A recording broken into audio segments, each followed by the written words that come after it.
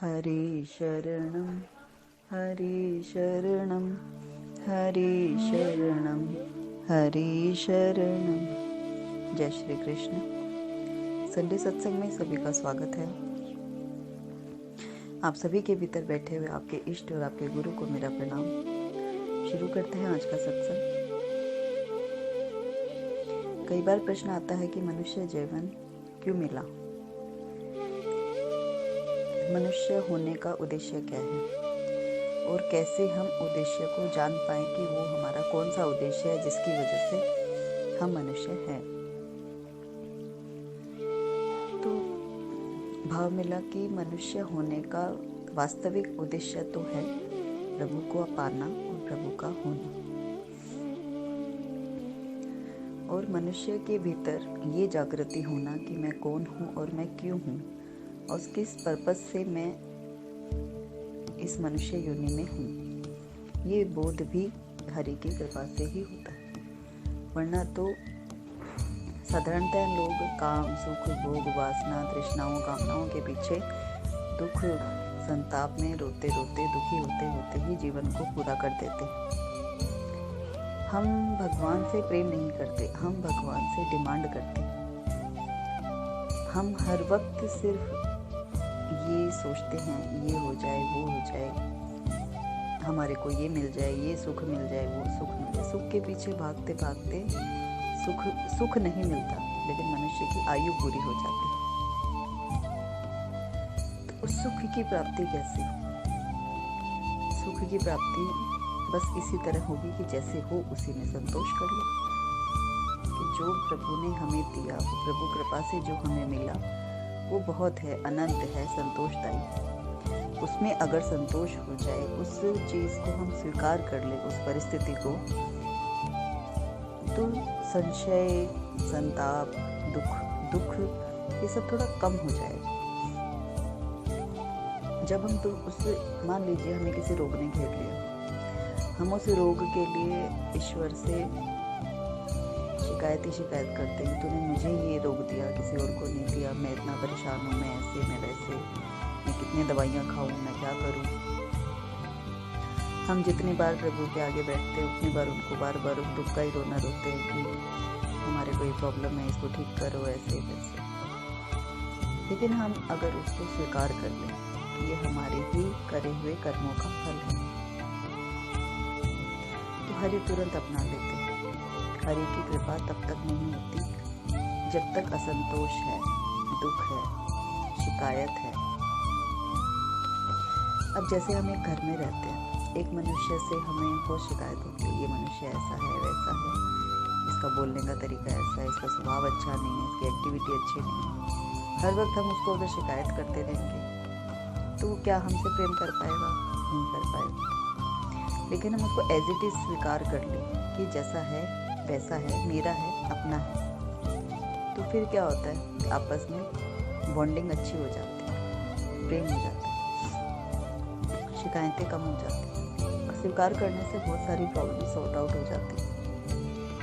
ऐसे ही मनुष्य जीवन के होने का उद्देश्य हमें सत्संग से, अध्यात्म से यही सीखने को मिलता है कि मनुष्य तन परमात्मा की कृपा से सिर्फ परमात्मा को पाने के लिए मिला।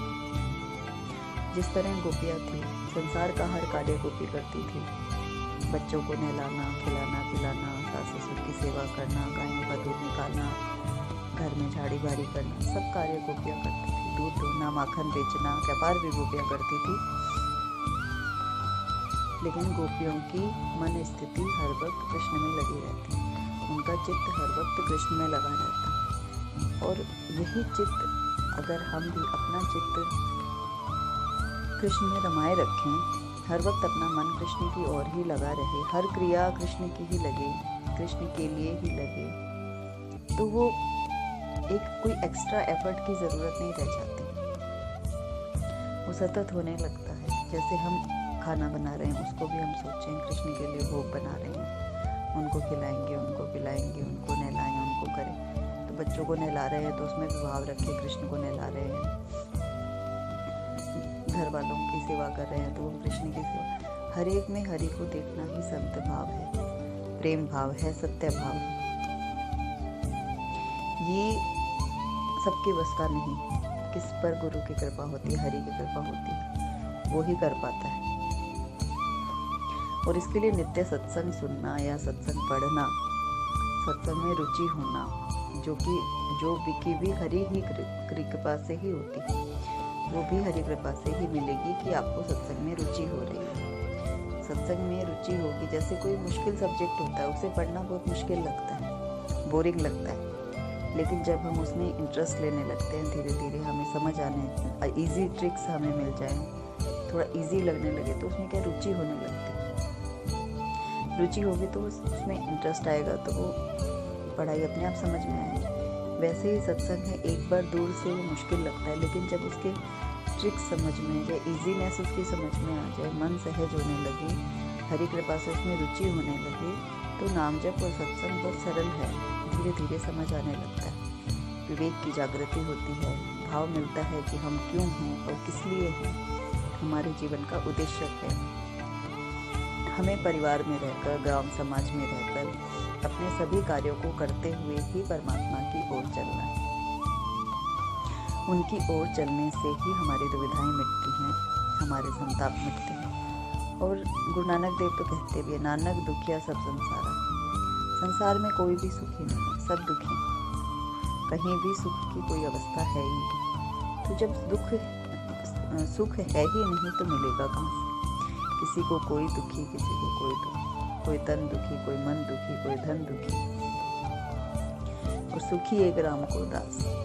तो जो राम जी का दास है, उसको हर परिस्थिति में खुश रहना आ जाता है, तो वो ही एक खाली सुखी प्रतीत होता है। किसी भी साधु संत को देखो, भक्त को देखो, वो हंसता मुस्कुराता ही दिखाई देता है, कारण कि वो राम का सेवक है, परमात्मा का सेवक है। और उनका भजन करने से उसको परमानंद मिलने लगता है। आनंद की अवस्था इतनी अधिक हो जाती है कि उसके आसपास सकारात्मक खुशी का माहौल बनता है, तो वो खुद भी खुश रहता है और औरों को भी खुश रखता है। अदरवाइज दुखी तो सभी है, किसी के पास चले जाओ, कोई किसी से दुखी है, कोई किसी चीज़ से दुखी है, कोई रोग से, कोई धन की कमी से, कोई व्यापार नहीं होने से, किसी को कर्जे से दुखी, कोई संतान से दुखी, कोई पति से दुखी, कोई पत्नी से दुखी, सब किसी न किसी से दुखी है। वास्तविक सत्य यही है कि परमात्मा का होकर ही मनुष्य को सुख मिलता है, संतोष मिलता है। और उनका होने के लिए विशेष प्रयास कुछ नहीं करना, बस उनका नाम लेना है। हनुमान जी ने राम राम करके राम को पाया। ये तो वानर थे। हम मनुष्य होकर भी हम राम राम नहीं कर पाते। कुछ देर करते फिर हमको बोरिंग लगने लगता है। हमारी इच्छा टीवी देखने की हो जाती है, गेम खेलने की हो जाएगी, फ़ोन पे बात करने की हो जाएगी, हम किसी न किसी और दूसरी एक्टिविटी में लग जाएंगे जिसमें हमारा मन लगता है। पर अगर हमें ये बोला जाए कि आप 15 मिनट राम राम कर लो, तो वो करना हमें बहुत मुश्किल लगता है, बहुत मुश्किल लगता है। इसके लिए भीतर की जागृति होनी आवश्यक है, और भीतर की जागृति होती है गुरु कृपा से, संत कृपा से, साधु संग से। संतों का, भक्तों का संग अगर जीवन में होता है तो सत्संग सतत होता है। क्योंकि अगर आप किसी अच्छे व्यक्ति का संग कर रहे हैं, भक्त का संग कर रहे हैं, तो सत्य है कि आप भी प्रभु से प्रेम करने लगेंगे। धीरे धीरे नहीं है, उसको देख देख कर इच्छा होने लगेगी, मैं भी भजन गाऊँ, मैं भी नाम जप करूँ, मैं भी सत्संग में बैठूँ, मैं भी कथा सुनूँ, मैं भी कोई सत्संग सुनूँ, भगवान को नाच गा के रिझाऊँ, मतलब ऐसा प्रयास हम करने लगते हैं। अब शराबी के साथ बैठकर शराब की लत लगती है, सत्संगी के साथ बैठकर सत्संग की लत लगती है, और ये लत ही आपको ईश्वर तक ले जाती है। जय श्री कृष्ण।